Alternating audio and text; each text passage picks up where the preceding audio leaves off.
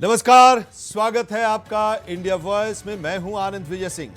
16वीं सदी की बाबरी मस्जिद आज 21वीं सदी में भी भारत के राजनीतिक गलियारे में चर्चा का विषय बनी हुई है। बाबरी मस्जिद का मुद्दा एक बार फिर से जिंदा होता दिखाई दे रहा है और अब इसकी सियासत पंडित नेहरू तक पहुंच गई है। देश के रक्षा मंत्री राजनाथ सिंह ने गुजरात के वडोदरा में सरदार पटेल की 150वीं जयंती पर आयोजित कार्यक्रम में सरदार पटेल की तारीफ करते हुए कहा कि पंडित नेहरू सरकारी खजाने से अयोध्या की बाबरी मस्जिद बनवाना चाहते थे, जिसे सरदार पटेल ने रोका था। वैसे आमतौर पर राजनाथ सिंह इस तरह के बयानों से दूरी बनाकर रखते रहे हैं, लेकिन नेहरू और पटेल के संवाद का जिक्र करके रक्षा मंत्री राजनाथ सिंह ने सियासत को एक बार फिर से गरमा दिया है। अब कांग्रेस का कहना है कि राजनाथ सिंह बिना दस्तावेजी सबूत के कांग्रेस और नेहरू पर कीचड़ उछालने की कोशिश कर रहे हैं, तो दूसरी तरफ बीजेपी सरदार पटेल की बेटी मणिबेन पटेल की diary the inside story of Sardar Patel का पेज नंबर 24 दिखा रही है। तो आज मुद्दे की बात में हम यही चर्चा करेंगे कि आखिरकार राम मंदिर बन जाने के बाद भी बाबरी मस्जिद में ऐसा क्या अटक गया है कि आज भी देश की सियासत बाबरी के ही इर्द गिर्द घूमती रहती है। क्या वजह है कि बंगाल से लेकर गुजरात और उत्तर प्रदेश में हर जगह बाबरी का ही जिक्र चलता रहता है। आज इन्हीं सवालों पर हम चर्चा करेंगे। हमारे साथ खास मेहमान भी जुड़ेंगे, लेकिन उससे पहले आइए सुन लेते हैं रक्षा मंत्री राजनाथ सिंह का वो बयान जिस पर सियासत गरमाई हुई है और उस बयान पर क्या प्रतिक्रियाएं आ रही हैं। क्या पंडित जवाहरलाल नेहरू बाबरी मस्जिद के मुद्दे पर सरकारी खजाने से पैसा खर्च करने की बात जब उन्होंने छेड़ी थी, सरकारी खजाने से पैसा खर्च करके बाबरी मस्जिद बनवाई जानी चाहिए, उसका भी विरोध यदि किसी ने किया था तो गुजराती मां की कोख से पैदा हुए सरदार वल्लभ भाई पटेल ने ही किया था मेरे घर। और उस समय सरकारी पैसे से उन्होंने बाबरी मस्जिद नहीं बनने दिया। फिर नेहरू जी ने सोमनाथ मंदिर के पुनर्निर्माण का सवाल उठाया। नेहरू जी ने क्या कहा कि पुनर्निर्माण का सवाल उठाया, बड़े ही शांत भाव से सरदार ने शांत पर दृढ़ स्वर में इस बात को स्पष्ट किया, सोमनाथ मंदिर का मामला अलग है, वहां 30 लाख रुपए जनता ने दान दिए हैं, एक ट्रस्ट बनाया गया है और इस काम में सरकार का एक कौड़ी भी पैसा खर्च नहीं हुआ है। यह सरदार वल्लभ भाई पटेल ने। इसी तरह मेरे बहन भाइयों, अयोध्या में आज जो भव्य राम का मंदिर बनकर तैयार हुआ है, मैं आपको बताना चाहता हूं, सरकार के खजाने से एक पैसा खर्च नहीं हुआ है। सारा खर्च यदि किसी ने दिया है तो देश की जनता ने दिया। यही पंथ निरपेक्षता, यही सेक्युलरिज्म की सच्ची परिभाषा है और सरदार पटेल ने इसे व्यवहार में अपने करके दिखाया। रक्षा मंत्री राजनाथ सिंह साहब ने जो बात कही है बिल्कुल सही और दुरुस्त बात कही है। जवाहरलाल नेहरू, सरदार पटेल के हवाले से उन्होंने जो कुछ कहा वो इफ़ाम व तफ़हीम, बातचीत की बात कही।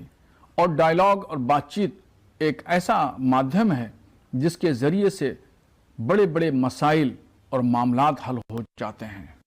मगर कांग्रेस के लोगों के मन में जो खुजली होती है, उनके लिए भी मैं एक बात बताना चाहता हूं कि साहब नेहरू जी के मन में सिर्फ इतना ही नहीं था। सोमनाथ मंदिर के उद्घाटन के समय उन्होंने जाम साहब को लेटर लिखा 24 अप्रैल 1951। यह selected works of Jawaharlal Nehru series 2 volume 47 में है, कोई जाके चेक कर ले। वो कह रहे हैं कि मैं तो बहुत स्पष्ट करना चाहता हूं, आपको उसमें नहीं जाना चाहिए। सोमनाथ मंदिर के निर्माण में कोई भूमिका नहीं निभानी करिए, आपको वो अटेंड भी नहीं करना चाहिए। कि सोमनाथ मंदिर के उद्घाटन के समय तत्कालीन हमारे राष्ट्रपति राजेंद्र प्रसाद जी गए थे, उनको जाने से रोकने का प्रयास किया था। पुरुषोत्तम दास टंडन जी राजस्थान के गवर्नर थे, उनको भी रोकने का प्रयास किया था। श्री राम लला विराजमान जब प्रकट हुए 1949 22-23 दिसंबर की रात को, तो जो गोविंद वल्लभ पंत को पत्र लिखा है कि आप सख्ती नहीं कर रहे हैं, मुझे लगता है हम और कुछ नहीं कर रहे हैं। इतिहास में गड़े मुर्दे उखाड़ने का हमारा कोई प्रयास नहीं है, पर कांग्रेस को अपने मुर्दों का डीएनए जरूर चेक कर लेना। मैं किसी के प्रति अब व्यक्तिगत अपमान नहीं करना चाहता हूं। यहां डीएनए का अर्थ राजनैतिक डीएनए से। मुझे नहीं पता राजनाथ सिंह जी कौन सी इतिहास की किताबें पढ़ते हैं, पर मैं अब ये कहूंगी हम 2025 में हैं। जवाहरलाल नेहरू जी देश के पहले प्रधानमंत्री, सक्सेसफुल प्रधानमंत्री रहे। देश को उन्होंने दशा और दिशा दिखाई उस समय पर जब ब्रिटिशर्स देश छोड़कर गए थे, गरीबी छाई हुई थी, और आने वाले समय में देश का क्या दिशा होगी उसको ठहराने में काम किया था। अब बार बार उनको गड़े मुर्दे उखाड़ कर कुछ नया इतिहास बनाना ना रक्षा मंत्री को सुहाता, ना देश के प्रधानमंत्री को सुहाता, ना भारतीय जनता पार्टी को सुहाता। तो अब वहां पे एक राम मंदिर है। वो राम मंदिर हमारी सदियों की लड़ाई के बाद, सुप्रीम कोर्ट के जजमेंट के बाद हमने बनाया है। बार बार इन चीजों को उठाकर ध्रुवीकरण करने की कोशिश करना, क्योंकि उनकी निगाह 2027 की उत्तर प्रदेश के चुनाव में है, ये दुर्भाग्यपूर्ण है। तो जो भी उन्होंने इतिहास पढ़ा है और जिसका वो वर्णन कर रहे हैं, उनसे कहूंगी कि कहीं ना कहीं उसको पूर्ण विराम दें। देखिए, ये अमित शाह जी कहते ना तो मुझे आश्चर्य और दुख नहीं होता। राजनाथ सिंह जी को भी अब ये सब बोलना पड़ रहा है, ये मेरे लिए दुख का विषय है। इतिहास तो बदल नहीं पाओगे। मैंने तो अभी भी कई बार तो कहा है कि आपको तो दूसरों की जरूरत भी नहीं पड़ेगी राजनाथ जी। अब खुद वो लेटर्स पढ़िए, चिट्ठियां जो आदान प्रदान हुई। कम से कम बाकी मंत्रिमंडल के आपके सहयोगियों की तरह आप व्हाट्सएप पे मत रहिए।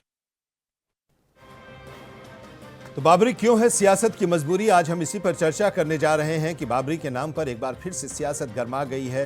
150वीं जयंती सरदार पटेल की, और उस जयंती समारोह में भाग लेने के लिए रक्षा मंत्री राजनाथ सिंह गुजरात के वडोदरा में थे, और उस कार्यक्रम में मंच से उन्होंने जो बातें कही बाबरी को लेकर, पंडित जवाहरलाल नेहरू के बारे में, उसके बाद से अब सियासत गर्मा गई है और उस पर प्रतिक्रियाएं भी आ रही हैं। तो अब इसमें एक सवाल यह भी है कि कौन सेक्युलर है, कौन तुष्टीकरण की राजनीति करता रहा है, इसको लेकर भी अब चर्चाएं शुरू हो गई हैं। और संविधान के मुद्दे पर चुनावी चोट का मुकाबला क्या बीजेपी हिंदुत्व से करने की कोशिश कर रही है, ये एक सवाल है। और विपक्ष का यही आरोप है कि 2027 में उत्तर प्रदेश का चुनाव होने वाला है, और उससे पहले पश्चिम बंगाल में चुनाव होने वाला है। तो इसको लेकर अब उसी तरह की स्थिति लाने की कोशिश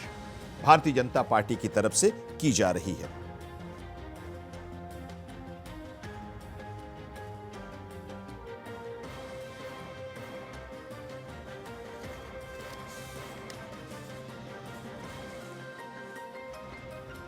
तो आज हम चर्चा इसी पर करने जा रहे हैं कि बाबरी क्यों है सियासत की मजबूरी, और ये जो बयान आया है राजनाथ सिंह का, इसका मतलब क्या है, इसका टाइमिंग को लेकर भी लगातार सवाल उठाए जा रहे हैं। और आज इसी को हम समझने की कोशिश अपने इस चर्चा के दौरान करने जा रहे हैं। हमारे साथ खास मेहमान भी जुड़े हुए हैं। स्वागत है सभी मेहमानों का। डॉक्टर अविरल मलिक, भारतीय जनता पार्टी के प्रवक्ता, हमारे साथ जुड़े हुए हैं। बहुत स्वागत है अविरल जी आपका।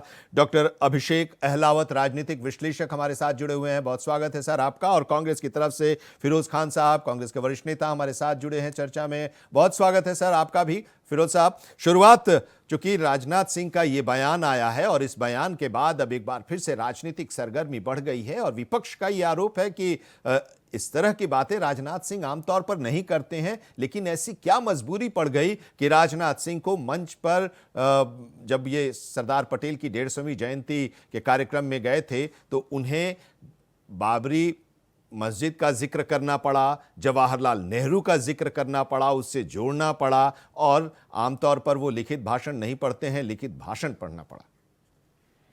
अविरल जी। जी नहीं, देखिए, जहां तक विषय एक तरीके से आरोप प्रत्यारोप का और अनेकों विषयों का जिस प्रकार से विपक्ष लगा रहा है, मैं समझता हूं वो किसी रूप में ठीक नहीं है। लेकिन राजनाथ जी को जो भी लोग जानते हैं एक तरीके से, वो इस चीज को समझते हैं कि वो तथ्यों के आधार पर हमेशा बात करते हैं, और तथ्य आधारित बात उनके द्वारा यदि की जा रही है, तो मैं समझता हूं किसी को किसी रूप में इसमें पीड़ा नहीं होनी चाहिए। और अगर कुछ लोगों को किसी को पीड़ा है तो हो सकती है, लेकिन कांग्रेस पार्टी क्या है, कैसी है, क्यों है और कैसे है, वो सबको मालूम है बड़े स्पष्ट रूप से कि किस प्रकार से कांग्रेस पार्टी, आज तो खैर संविधान की बात करती है कांग्रेस पार्टी, लेकिन ये वही कांग्रेस पार्टी है जिसने 1975-77 के मध्य में आपातकाल लगा के सारे विपक्ष को जेल में डालने का काम किया था। और अब तो यश भारतीय जी आ गए हैं, ये समाजवादी पार्टी के प्रवक्ता हैं। इनके नेताजी स्वर्गीय मुलायम सिंह यादव जी को भी जेल में डालने का काम अगर किसी ने किया था तो कांग्रेस पार्टी ने किया था। चौधरी चरण सिंह जी हमारे किसान नेता, उन्हें भी जेल में डालने का काम किया। ये है कांग्रेस पार्टी की सच्चाई। और उसके साथ साथ अगर बाबरी की बात कर जाए तो बाबरी के पक्ष में कौन रहे और खिलाफ कौन रहे वो भी सबको बिल्कुल स्पष्ट रूप से मालूम है। और बाबरी के पक्ष में कौन रहे और राम मंदिर के विरोध में कौन रहे, कानूनी पसड़ा क्रिएट करने का एक तरीके से किसने काम किया वो भी सबको मालूम है। ये सारी लड़ाइयां हुई, वो भी सबको मालूम है। सैकड़ों साल से ये पूरी लड़ाई चल रही थी। मामला अदालत में था, सुप्रीम कोर्ट का फैसला आया और उस फैसले के बाद राम मंदिर का निर्माण हुआ, राम मंदिर बन गया, बाबरी मस्जिद के लिए अलग से जमीन भी दे दी गई। उसके बाद भी इसको लेकर इस तरह के बयानों की चर्चा क्यों जरूरी पड़ जाती है? बाबरी मस्जिद की जरूरत क्यों भारतीय जनता पार्टी को पड़ जाती है? जी देखिए, बाबरी मस्जिद की आवश्यकता किसी रूप में हमें नहीं है और राम मंदिर के नाम पर भी भारतीय जनता पार्टी वोट नहीं मांगती है। इस चीज को स्पष्ट रूप से याद रखना चाहिए।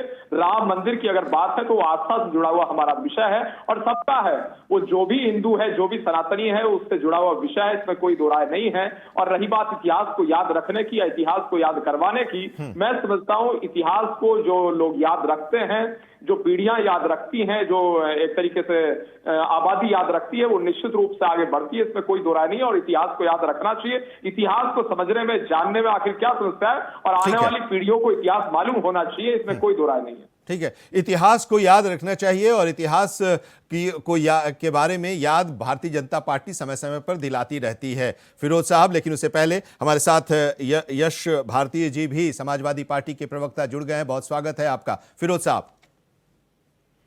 आनंद जी, सभी को प्रणाम, सलाम, सत श्री अकाल। सबसे खुशी का बात यह है आनंद जी, बीजेपी के प्रवक्ता हो, चाहे बीजेपी के नेता हो, चाहे बीजेपी के प्रधानमंत्री हो, मुख्यमंत्री हो, गृह मंत्री हो, रक्षा मंत्री हो, बाबरी मस्जिद का भूत और बाबरी मस्जिद का जिन लोग खत्म नहीं हो रहा। जब जहां मामला अटकता है, जब जहां ये लोग फंसते हैं, बाबरी मस्जिद को ला खड़ा कर देते हैं। जब सुप्रीम कोर्ट ने अपना फैसला दे दिया है, पूरे देश के, पूरी दुनिया के मुसलमानों ने सुप्रीम कोर्ट का फैसला को मानने का काम किया है। सुप्रीम कोर्ट ने कहा कि भाई इतना एकड़ जमीन जो है हम लोग अयोध्या को देते हैं और इतना एकड़ जमीन बाबरी मस्जिद को देते हैं। वहां पर जब सुप्रीम कोर्ट ने कहा कि बाबरी मस्जिद के पक्ष को इतना एकड़ जमीन देते हैं तो वहां पर ये बीजेपी के नेता सो गए थे क्या? बीजेपी के नेता मर गए थे क्या? उस वक्त क्यों नहीं बोला सुप्रीम कोर्ट को कि क्यों बाबरी मस्जिद का नाम ले रहे हैं आप? आज अगर कोई आदमी बोलता है कि हम बाबरी मस्जिद के नाम पर मस्जिद बनाएंगे, उसको मुसलमान का आस्था है। अरे पूरे देश में, पूरे दुनिया में बनाओ राम मंदिर के नाम पर मंदिर, हम लोग कोई आपत्ति नहीं है। ये बीजेपी का खाली स्टैंड है, बीजेपी का खाली मुद्दा है। बाबरी मस्जिद का मुद्दा तो खत्म हो जाना चाहिए। आज अगर बाबरी मस्जिद की जगह शहीद कर मंदिर बनाया गया राम मंदिर, तो कांग्रेस का देन है, कांग्रेस के चलते बनाया गया। मैं ये कहना चाहता हूँ, ये कड़वा सच है। कांग्रेस के कुछ नेता, लेकिन सवाल ये है कि जो राजनाथ सिंह ने कहा बड़ोदरा में कि सरकारी खर्च से बनवाने के लिए कह रहे थे पंडित जवाहरलाल नेहरू, लेकिन सरदार पटेल ने इसे मना कर दिया। अरे आप राजनाथ सिंह जी ऐसा बच्चा वाला बात कर रहे हैं। वो मुख्यमंत्री रहे उत्तर प्रदेश के, अब उनको रक्षा मंत्री पद से हटाया जा रहा था, इसलिए वो भी राम मंदिर का मुद्दा लिया है। मैं लखनऊ से जीतते हैं राजनाथ सिंह, 30% वोट जो मुसलमानों का है वो राजनाथ सिंह को मिलता है। इस बार वो लखनऊ से हार जाएंगे चुनाव, आप देख लीजिएगा। अरे वो उनको तो अच्छा सेकुलर टाइप के लोग जानते थे कि सेकुलर आदमी है, लेकिन वो भी अब विकास नहीं कर रहे हैं। वो भी राम मंदिर का नाम ले रहे हैं, राम भगवान का नाम ले रहे हैं। अरे पटेल जी तो राष्ट्रीय अध्यक्ष थे कांग्रेस के, पटेल जी को मुख्यमंत्री बनाया गया था, होम मिनिस्टर कांग्रेस ने बनाया था, नेहरू जी ने बनाया था। ये लोग खाली गड़ी मनगढ़ंत कहानी बोलते हैं, ये लोग को मनगढ़ंत की बात बोलने का आदत है। बीजेपी के पास कोई मुद्दा नहीं है, बीजेपी के पास लेकिन ये क्या ऐसा नेहरू जी ने कहा था? क्योंकि ये किताब, पुस्तक का भी नाम ये हो रहा है, पुस्तक का भी नाम आ रहा है। अब मणिबेन पटेल के डायरी से ये बातें, पेज नंबर 24 का ये जिक्र किया जा रहा है। बात नहीं सुनते आनंद जी। मैं तमाम राजनाथ सिंह को भी कहना चाहता हूँ, और जी बीजेपी के लोग बोल रहे हैं कि नेहरू जी ने कहा था, पटेल जी ने कहा था, तो जाके उनके पास जाके पूछ के आ जाओ, ऊपर चले जाओ, वहां से पूछ के नीचे चले आओ कि नेहरू जी ने बोला था कि नहीं बोला था। वहां से वॉइस रिकॉर्डिंग लेकर आ जाओ नेहरू जी का, पटेल जी का, ऊपर भेज दीजिए इन लोगों को, राजनाथ सिंह को भेज दीजिए। लेकिन ये चर्चा नहीं है, ऐसे नहीं ना फिरोज साहब, जब तत्यों की बात हो रही है तो फिर इतनी हल्की बातें हम लोग क्यों करें? आप इस तरह की हल्की बात कर रहे हैं, ये इतिहास में दर्ज है। सुनिए सर, फिरोज साहब, मणिबेन पटेल सरदार पटेल की बेटी हैं और उन्होंने लिखा है, कांग्रेस की वो सांसद भी रही, उस पुस्तक में उन्होंने लिखा है, तो उसका जिक्र हो रहा है। आप थोड़ा तर्कों के आधार पर हम बात करें, हल्की बातें क्यों करें? नहीं आनंद जी, उनको ये लोग दे दिए होंगे लालच कि आपको राज्यसभा भेज देंगे, आपको एमपी चीफ या आपका चीफ जस्टिस है सुप्रीम कोर्ट, उनको राज्यसभा भेज दिया। फिर वही बात, आप इतिहास की बात करते हैं, लेकिन अपने हिसाब से इतिहास की बात करेंगे। पटेल जी का मतलब इतिहास में जो कुछ भी लिखा हुआ है उसको अगर बच्चा पढ़े, इतिहास की किताब में जो लिखा है फिरोज साहब, उसको अगर आपको पढ़ना हो तो आप उनके पास जाएं, अगर वो ऊपर चले गए हैं तब, उसके तथ्य के लिए। अरे पटेल जी कहाँ लिखे बताइए? मणिबेन पटेल की किताब का जिक्र हो रहा है, वही तो मैं कह रहा हूं। मणिबेन पटेल की डायरी के पेज नंबर 24 का ये जिक्र हो रहा है। अरे भैया, मणिबेन पटेल तो पटेल जी की क्या किताब है ना, उसमें लिखा हुआ है। उनका लिखा हुआ है, पटेल जी का लिखा हुआ दिखाइए ना। अरे वो उनकी बेटी है, उनकी राजनीतिक सचिव भी रही हैं, वो कांग्रेस की सांसद भी रही हैं। आप बीजेपी लालच दे दिया, आपको मंत्री बना देंगे, आपको एमपी फिर वही चीज आप बात कर रहे हैं। खैर चलिए, अब चलिए आप एक अलग धारा पकड़ लेते हैं, आप एक अलग, यही चीज है, यही है कि आप लोग एक अलग धारा पकड़ लेते हैं। बात जब तर्कों की हो रही है, तथ्यों की हो रही है, तो उस पर चर्चा हम लोग को करनी चाहिए। यश भारती जी, राजनाथ सिंह का ये जो बयान आया है, इस पर आपकी क्या प्रतिक्रिया है? क्यों ये बातें राजनाथ सिंह के द्वारा कही गई? अब जब ये सारा जो मुद्दा था राम मंदिर का, वो अब खत्म हो चुका है, अब फिर से इसको पब्लिक डोमेन में लाकर ये बात मंच से कहकर राजनीति तो गर्मा ही गई है।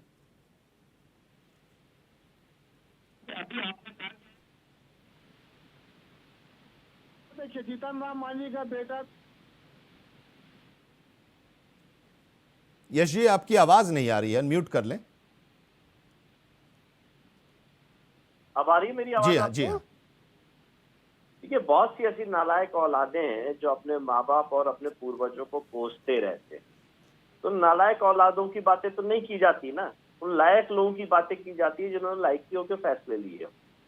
अब किसी के बच्चे ने, किसी की परिवार के लोगों ने, आपने ये बात किसके लिए कही? मैंने नालायकों के लिए कही।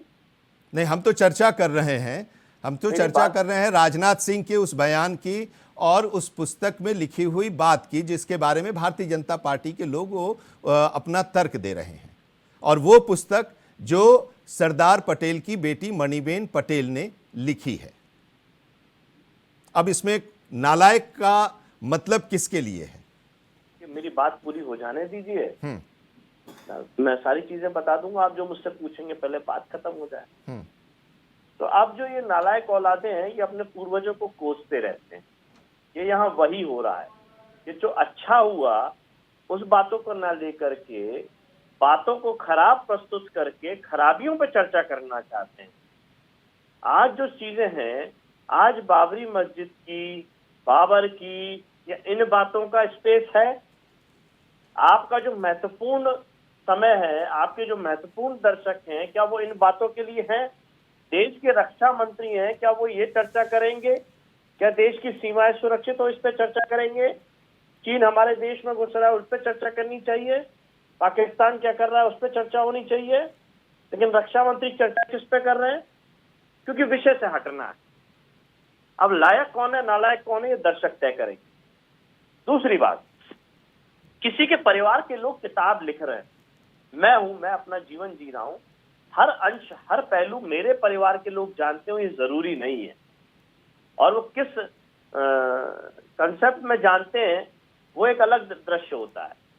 अब उन्होंने किताब लिखी आज देखते हुए, कल का उन्हें क्या पता था? या तो ये सरदार पटेल साहब ने लिखा होता, नेहरू जी ने लिखा होता, तो बेहतर विश्लेषण होता, या किसी और इतिहासकार ने भी इसको लिखा होता तो हम उसको जोड़ सकते थे।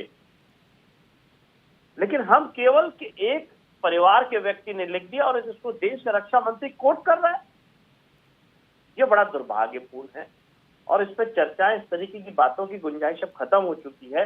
न्यायालय का फैसला आ चुका है, चीजें खत्म हो चुकी हैं, तमाम दंगे देश ने देख लिए जो भारतीय जनता पार्टी ने करवाए। अब भाईचारा बना रहे, दूरियां खत्म हो, देश आगे बढ़े, तरक्की करे, उन्नति करे, उस पर चर्चा होनी चाहिए, उन बातों को हमें आगे बढ़ाना चाहिए। ये जितनी सारी बातें, इन बातों को खत्म करने की आवश्यकता है। लेकिन टीएमसी के विधायक ने ही इसकी शुरुआत की और कहा कि 6 दिसंबर 2025 को हम बाबरी मस्जिद पश्चिम बंगाल में बनवाएंगे। तो चर्चा वहां से शुरू हुई। आप उसका समर्थन करते हैं या नहीं करते हैं?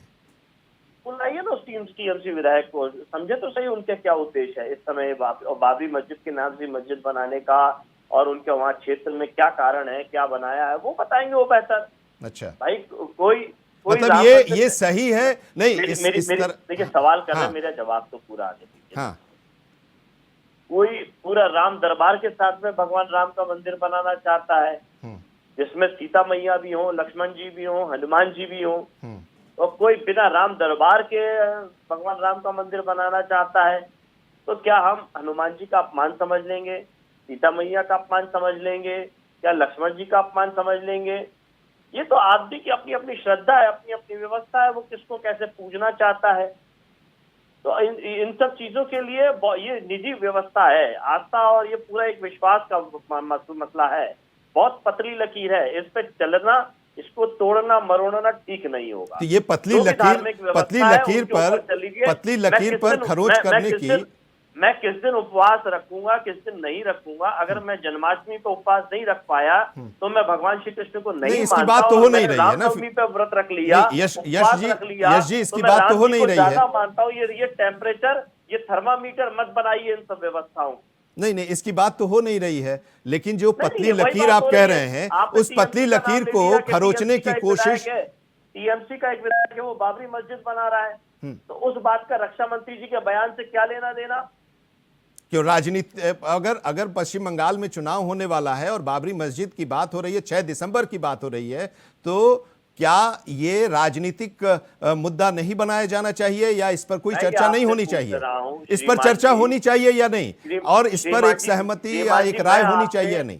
श्रीमान जी, मैं आपसे ये पूछ रहा हूँ, रक्षा मंत्री जी जो कह रहे हैं और जो टीएमसी का विधायक कह रहा है, दोनों का आपस में कोई मेल है जो हम मेल जोल करके बातचीत करें और उस पर बयानबाजी करें? मतलब दोनों के बयान एकदम विपरीत दिशा के हैं।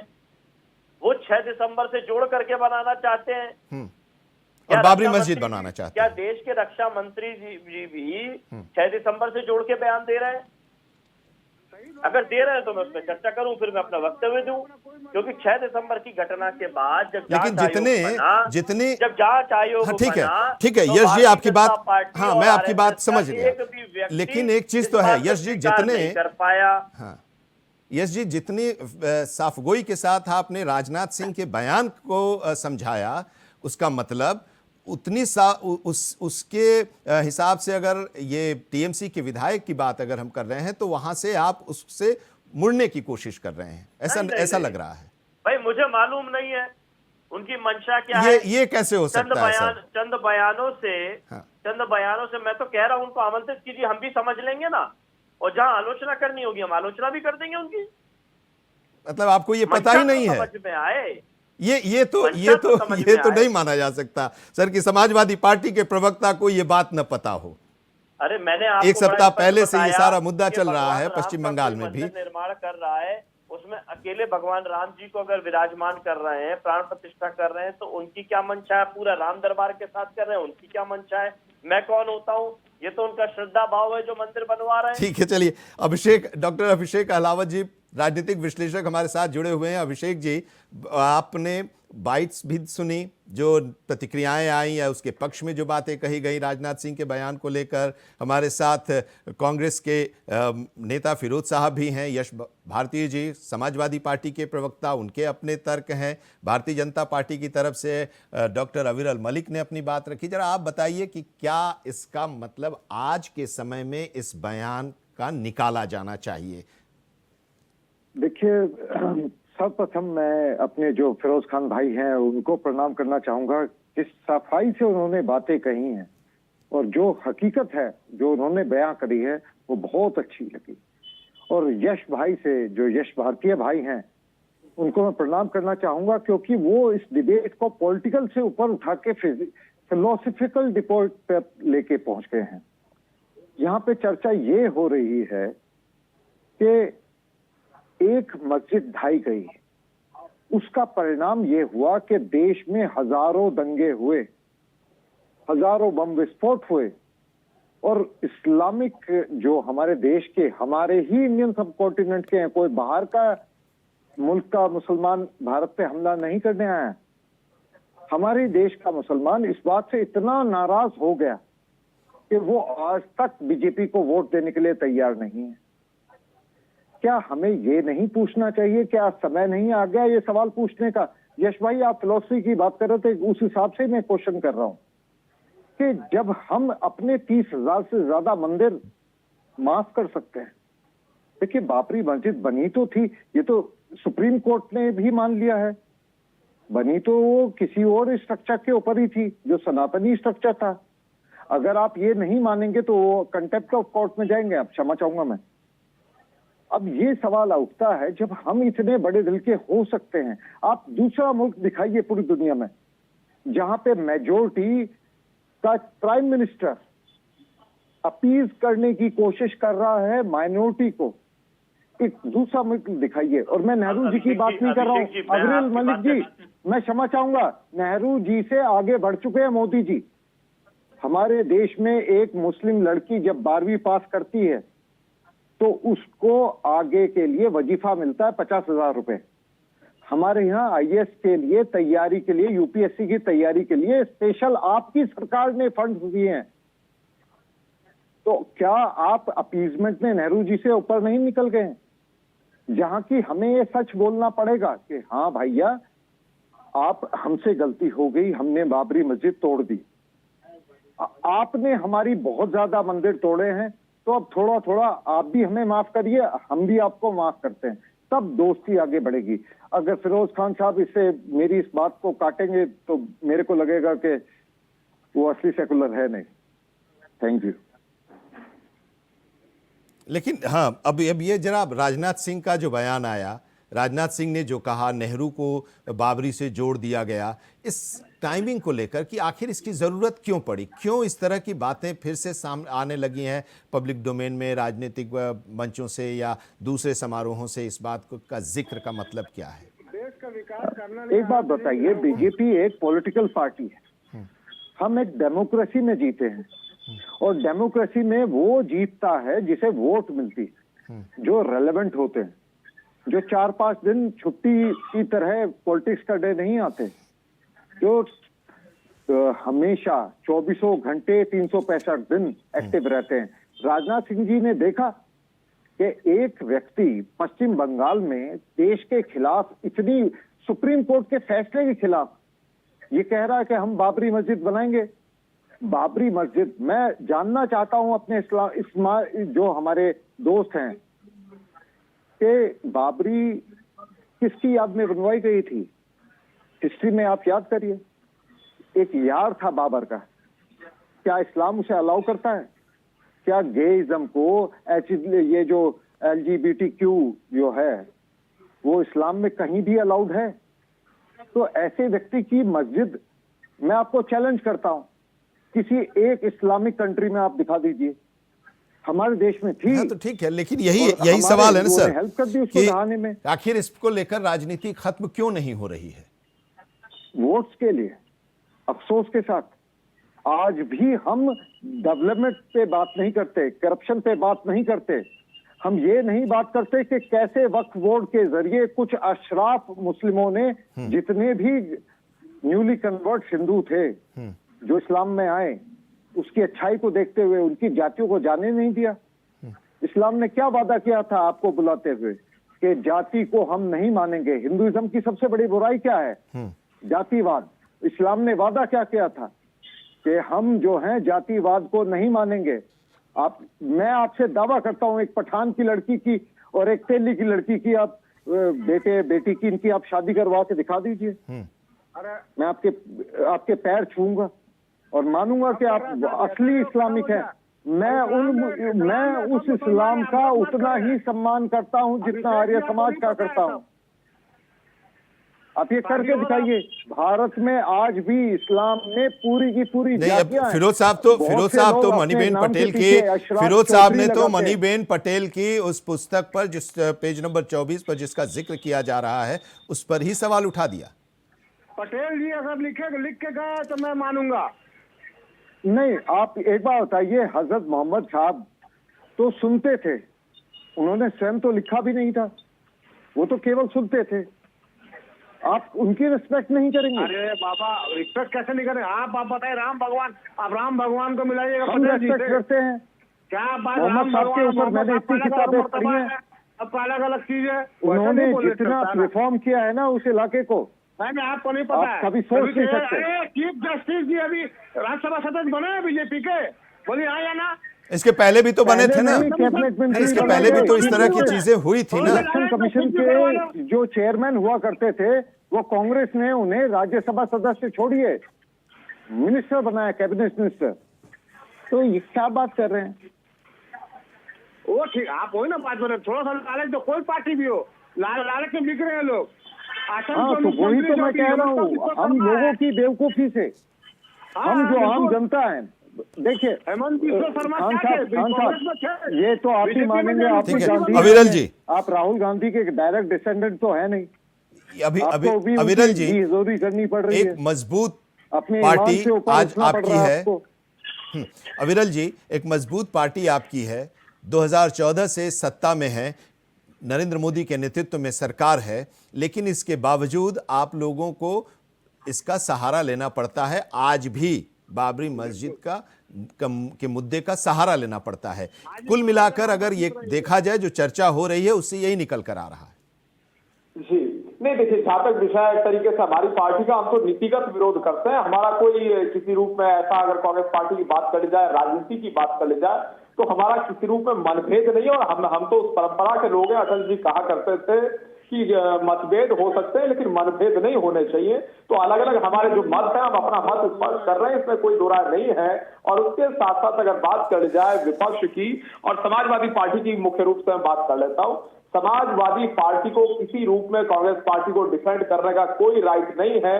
नेताजी स्वर्गीय मुलायम सिंह यादव जी की पूरी राजनीति कांग्रेस विरोध पर आधारित रही, ये बिल्कुल स्पष्ट है। और उसके साथ साथ अगर कांग्रेस पार्टी की बात करी जाए तो कांग्रेस पार्टी क्या है, कैसी है, वो तो सबको मालूम है। किस प्रकार से इन्होंने संविधान की हत्या करने का, इमरजेंसी को इंप्लीमेंट करके काम किया था।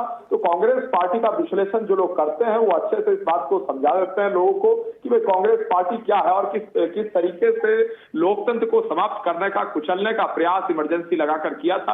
और तमाम सारे वरिष्ठ नेताओं को, संपूर्ण विपक्ष को इन्होंने जेल में डाल दिया था। तो क्या उसी के जवाब में, तो क्या उसी के जवाब में, जिस तरह से कि संविधान के को लेकर एक मुद्दा उठाया गया था विपक्ष के द्वारा 2024 के चुनाव से पहले, और उसका बहुत हद तक रिजल्ट भी देखने को मिला, तो क्या उसी के काट के तौर पर एक बार फिर से हिंदुत्व के मुद्दे को लेकर, बाबरी के मुद्दे को लेकर आगे बढ़ने की कोशिश हो रही है? जी नहीं, देखिए, जहां तक विषय एक तरीके से काट का या फिर किसी प्रकार से हिंदुत्व के मुद्दे का, हम हिंदुत्व जो हमारी विचारधारा है, वो आइडियोलॉजी है, वो बिल्कुल स्पष्ट है। लेकिन जहां तक एक तरीके से विषय है लाभ अर्जित करने का या वोट अर्जित करने का या वोट मांगने का, हम किसी प्रकार से अगर वोट मांगने की बात है तो राम मंदिर के नाम पर भारतीय जनता पार्टी ने वोट नहीं मांगी। लेकिन राम मंदिर निर्माण अगर हुआ तो हमारे कालखंड में हुआ, landmark judgement Supreme Court of India का आया, उसका एग्जीक्यूशन हुआ, एग्जीक्यूट हुआ, इंप्लीमेंट हुआ उत्तर प्रदेश के भीतर, वो भी सबने देखा। माननीय मुख्यमंत्री योगी जी की सरकार है, तो योगी जी की सरकार के कारण लॉ एंड ऑर्डर का किसी रूप में इशू उत्तर प्रदेश में क्रिएट नहीं हुआ और पूर्ण रूप से शांतिपूर्वक उत्तर प्रदेश में ऑर्डर एग्जीक्यूट हुआ। और साथ साथ जहां तक विषय है, जी जी, मेरी आवाज आ रही है आपको? हाँ, आ रही है। जी बिल्कुल। देखिए, जहां तक विषय है, एक तरीके से अगर विपक्ष की बात कर ली जाए, समाजवादी पार्टी की, कांग्रेस पार्टी की, अन्य राजनीतिक दलों की बात कर ली जाए, इन्हें स्पष्ट जान लेना चाहिए ये हिंदू आस्था का विषय है। और अगर हिंदुत्व की बात की जाए, हिंदुओं की बात की जाए, सनातन की बात की जाए, इस देश में अगर राजनीति करनी है तो सनातन का विरोध करके राजनीति नहीं की जा सकती है। लेकिन हाँ, सेक्युलरिज्म की अगर बात है तो हम तो खुद ही कहते हैं सबका साथ, सबका विकास, सबका विश्वास, सबका प्रयास, एक भारत श्रेष्ठ भारत, विश्वगुरु भारत, हिंदू मुस्लिम सिख ईसाई जैन बौद्ध पारसी सबको इक्वली ट्रीट करने की बात खुद ही भारतीय जनता पार्टी करती है। ये हमारी आइडियोलॉजी है, इसमें मैं समझता हूँ कोई दो राय नहीं है, फटपट नहीं है। लेकिन हाँ, समाजवादी पार्टी को कम से कम कांग्रेस पार्टी के साथ जो गठबंधन है, अलायंस है, उसे तत्काल जो ब्रेक कर देना चाहिए, क्योंकि इनकी जो विचारधारा है वो पूर्ण रूप से नेताजी स्वर्गीय मुलायम सिंह यादव जी वाली विचारधारा है, और वो कांग्रेस के विरोध की विचारधारा थी। नेताजी को जेल में रखने का काम कांग्रेस पार्टी ने किया, इमरजेंसी लगा के। मैं समझता हूँ वो सब समाजवादी पार्टी के जितने भी लोग हैं उस चीज को याद रखते हैं और रखना चाहिए, उसके आधार पर ये गठबंधन तोड़ देना चाहिए। यश जी। देखिए, मैं अविरल मलिक जी की बात का स्वागत करते हुए यही कहूंगा कि जितना वो कांग्रेस को कोसते हैं, मैं किसी पार्टी को बचाऊंगा कि जब कांग्रेस के साथी यहाँ मौजूद हैं, वो उनका मामला है। जब टीएमसी के लिए मैं कह रहा हूँ कि टीएमसी के विधायक आके वो बात कहेंगे, तो हम किसी पार्टी के बचाव में क्यों उतरे? हमें हमारे पार्टी का पक्ष रखना है। अब ये गारंटी तो अविरल भाई नहीं दे पाएंगे कि अगर नेहरू जी जीवित होते तो वो भाजपा ज्वाइन कर लेते, तो अविरल जी की मजबूरी हो जाती उनकी तारीफ करना, जैसे बहुत सारे चक्की पीसिंग वालों को भारतीय जनता पार्टी को लेना पड़ा है।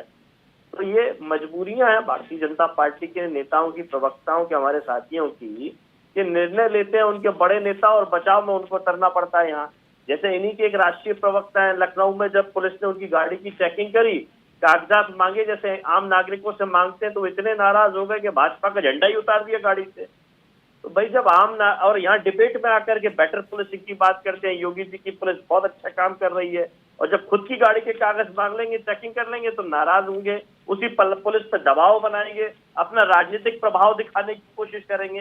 तो ये काम भारतीय जनता पार्टी का है, वो भारतीय जनता पार्टी बेहतर तरीके से करती है। इस बात की जितनी तारीफ की जाए वो कम है कि दोहरे जीवन, दोहरे मापदंड, दोहरे तरीके, ये सब भारतीय जनता पार्टी के हैं। जैसे कल कई बिल्डिंगों के नाम बदल दिए गए, नाम बदलने से अगर बेहतर काम होगा तो नाम बदल दीजिए बहुत सारी चीजों के, चोरी का नाम बदल दीजिए, डकैती का नाम बदल दीजिए, भ्रष्टाचार का नाम बदल दीजिए, गरीबी का नाम बदल दीजिए, सब ठीक हो जाएगा। लेकिन आपकी ये बातें समझ में नहीं आ पाएंगी कि काम करना पड़ता है, ये ढोंग ढकोसला नहीं करना पड़ता। यही पाखंड के खिलाफ है हम धर्म के खिलाफ नहीं है कि आप धर्म की आड़ पे अगर पाखंड करोगे और उस पाखंड की हम पूजा करने लगे, उस पाखंड को हम आगे बढ़ाने लगे, हम नहीं बढ़ा पाएंगे। आप पर्ची खुलवाइए, मोदी जी अपना छोटा भाई बनाए उस पर्ची वाले बाबा को जो कहे कि हिंदुओं को 40 बच्चे पैदा करने चाहिए।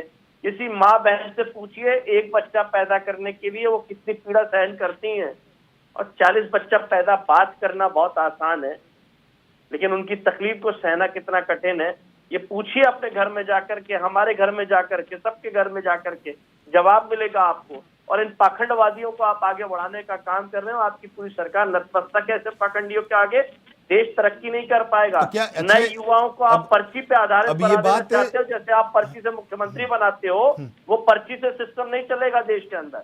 युवाओं को पढ़ाइए, लिखाइए, आत्मनिर्भर ऐसे बनाइए कि उनका खुद का विवेक काम करे, आपकी व्हाट्सएप यूनिवर्सिटी के ज्ञान से काम ना चले। ठीक है, अब अगर वही शिक्षा की बात हो रही है, पढ़ाई लिखाई की बात हो रही है, तो क्या इतिहास में जो लिखी हुई चीजें हैं उस पर चर्चा होनी चाहिए या नहीं होनी चाहिए?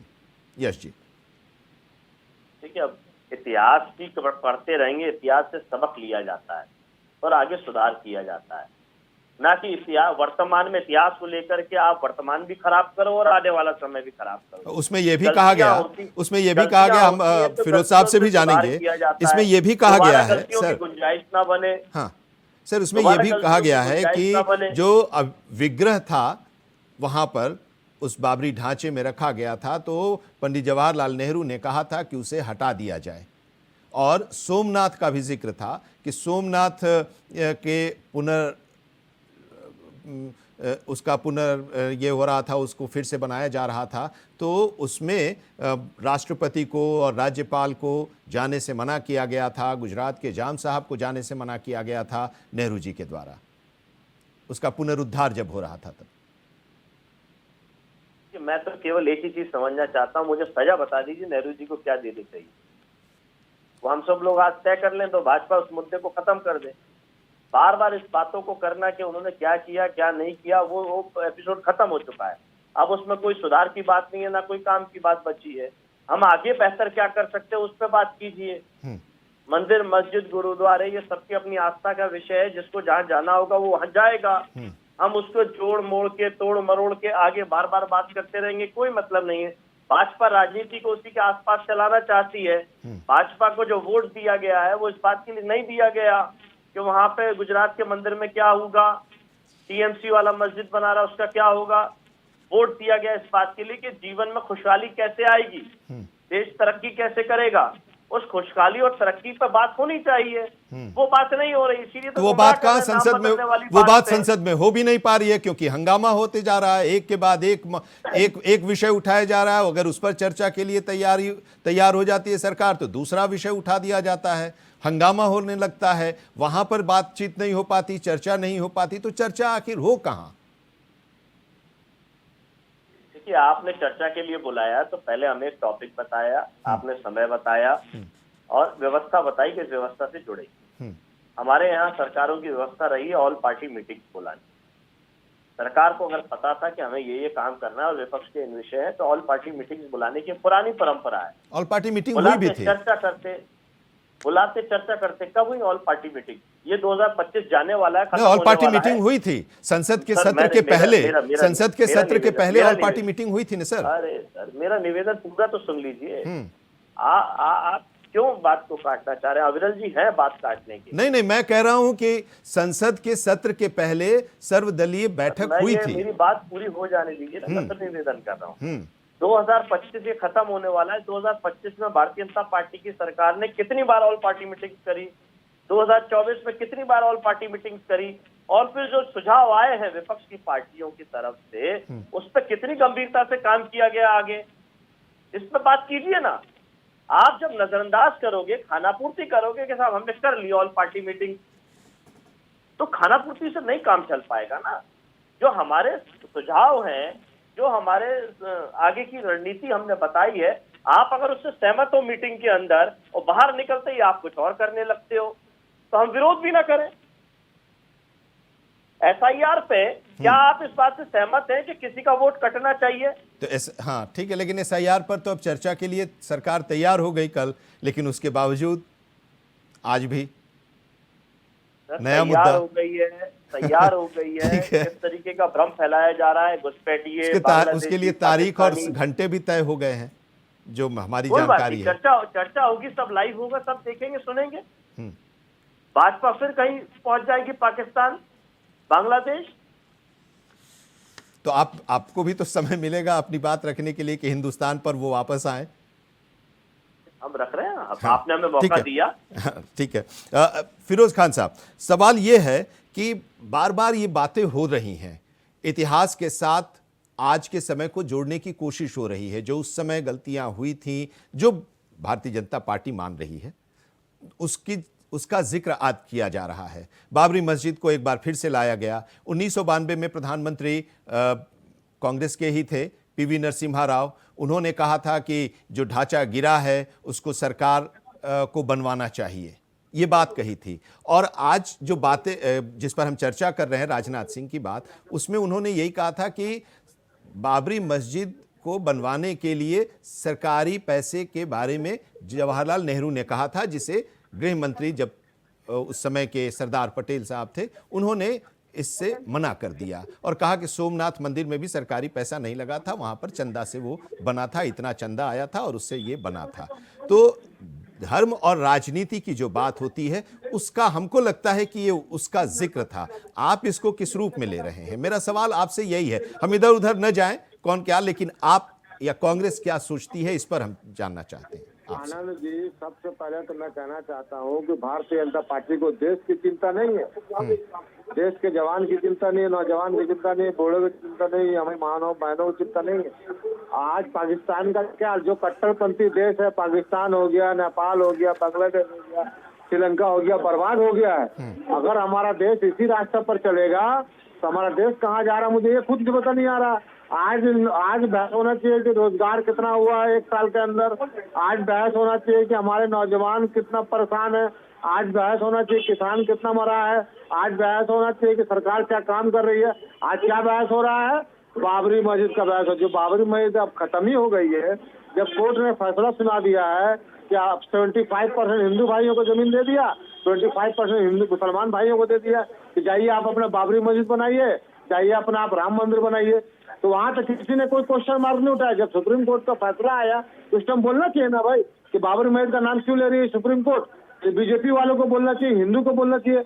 अगर अपना अपना आस्था है, अपना अपना धर्म है, और राजनाथ सिंह जी जो नेहरू अभी दुनिया में नहीं है, जो पटेल जी दुनिया में नहीं है, जो पटेल होम मिनिस्टर थे, नेहरू प्रधानमंत्री थे, उस वक्त उन लोगों ने क्या बात किया, नहीं बात किया, अब उनकी बेटी ने किताब में क्या लिख दिया, अब उसके बारे में चर्चा कर रहे हैं आप। अगर पटेल जी कुछ लिख करके जाते, नेहरू जी कुछ बोल कर जाते, तब हम मानते कि हाँ भाई बोला गया है। बीजेपी वाले लालच दे दे करके अपने पार्टी में शामिल। आज आप ही का सर्वे रिपोर्ट है पूरा मीडिया का कि 70% लोग कांग्रेस के लोग हैं जो बीजेपी में है। या तो 13 से 14 जो ऐसे मुख्यमंत्री हैं जो कांग्रेस के साथ बीजेपी में है। तो ये तो हाल है बीजेपी के पास, तो अपना नेता भी नहीं है, नीति भी नहीं है, सिद्धांत जब तक गाड़ी चल रही है। आज हम लोग बोलते हैं ना भाई, आज लोग बोलते हैं इमरजेंसी का नाम लेते हैं। जब ये बीजेपी की सरकार हटेगी तो लोग, हमारे देश के लोग बोलेंगे नोटबंदी का नाम लेंगे, कोरोना काल का नाम लेंगे, जीएसटी का नाम लेंगे, सबका नाम लेंगे कि बर्बाद करके देश को क्या है। आज देश कहाँ चला गया। आज सोना जो है ये 1.25 लाख, तो 1.25 लाख में 10 ग्राम हो गया। जो सोना 2014 में 35,000 रुपया था, आज 1.25 लाख रुपया हो गया है। जो पेट्रोल डीजल 50 रुपया था, 100 रुपया हो गया है। इस जो दाल 30 रुपए किलो था, 200 रुपए किलो हो गया। जो तेल 40 रुपए किलो था, 250 रुपए किलो। इसका बारे में कुछ नहीं पूछ रहा। लेकिन ऐसा लग रहा है कि आप डिफेंड नहीं कर पा रहे हैं नेहरू जी के बारे में जो बातें कही गई हैं उसको। नेहरू जी के बारे में क्या, राजनाथ सिंह जी को बोलिए ऊपर जाकर नेहरू जी से पूछ के आएंगे। नहीं, फिर वही बातें आप करने लगे, फिर उसी तरह की बात। क्या इस तरह की क्यों इस तरह की बात? फिरोज खान साहब, ये ऊपर जाने और नीचे जाने की बात आप करने लगे हैं। क्यों? राजनाथ सिंह जी को पता है क्या बोला? आप जानते हैं नेहरू जी पटेल जी क्या बोले हैं? हम अगर मैं राम मंदिर, दुबई में तो मंदिर बना है इतना बड़ा, तो वहां पर तो कोई नहीं बोल रहा क्यों मंदिर बना। अगर कोई आदमी बाबरी मस्जिद बना रहा है, कोई मुसलमान, कोई हिंदू राम मंदिर बना रहा है, अपना अपना आस्था, हम अपने घर में अगर बनाएंगे कुछ भी, तो किसी को क्या आपत्ति है? किसी को आपत्ति नहीं होना चाहिए।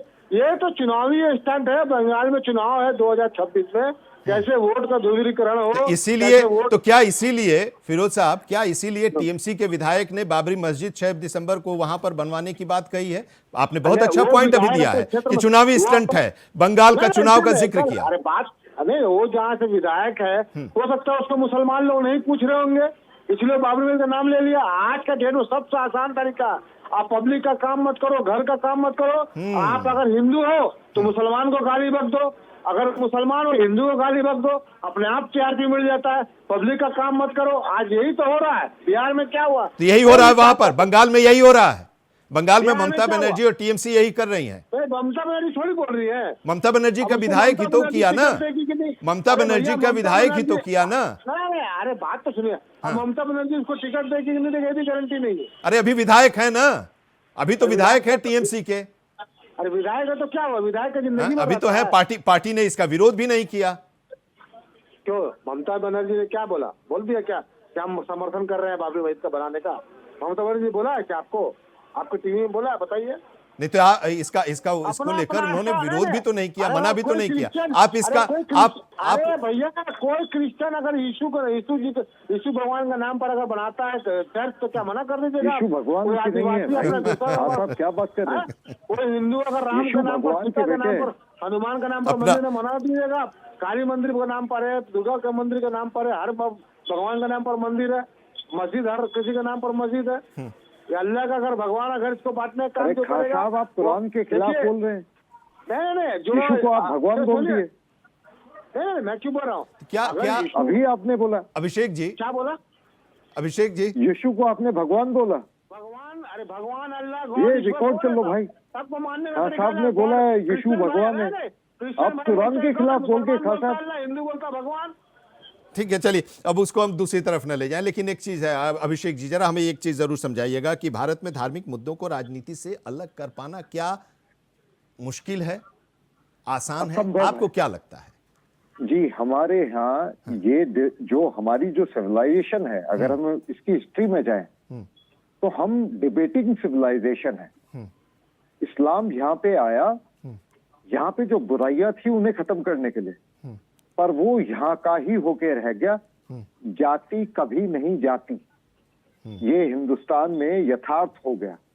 इस्लाम यहाँ पे आके अरबी जो आज की तारीख में इंडियन सब कॉन्टिनेंट के मुसलमान से ज्यादा मॉडर्न हो चुके हैं, वहां पे वो मंदिर बनवा रहे हैं अपनी धरती पे, और यहाँ का मुसलमान उसको पचा नहीं पा रहा।